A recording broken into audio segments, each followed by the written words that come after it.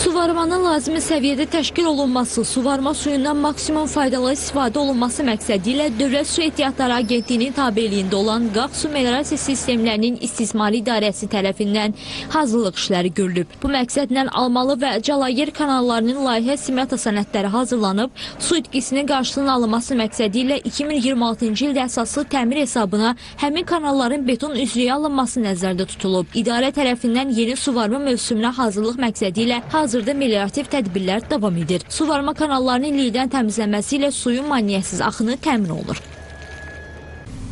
Qax rayonunun 21.358 hektar əkin sahələrinin suvarma suyu ilə təminatı, uzunluğu 377,3 km olan əsas və təsərrüfat daxili kanallar, o cümlədən 2 nasos stansiya, 89 arteziyan və 98 subarteziyan quyucuları vasitəsilə təmin edilir. Rayonun Qıpçaq, Amanlı, Qaysarlı, Dəymədağlı, Calayer, Şıxlar kənd ərazilərində 2026-cı il ərzində 18 km uzunluğundakı kanallarında lildən və kolkosdan təmizlənmə işləri aparılmışdır. Qax rayon ərazisindən keçən Kürmük çayı rayonun ən bol sulu və dağıdıcı çayıdır. İdarə tərəfindən Kürmük çayının sağ və sol sahilində məcranın tənzimlənməsi işləri görülüb və hazırda davam etdirilir. Görülən işlər nəticəsində ətrafda yerləşən yaşayış məntəqələri və əkin sahələri sel sularından mühafizə edilib. Qax rayonunun ən kürsulu çayı olan Kürmük çayında 2026-cı il ərzində 3200 pagonometr hissəsində məcranın tənzimlənməsi işləri görülmüşdür və hal-hazırda da davam etdirilməkdədir.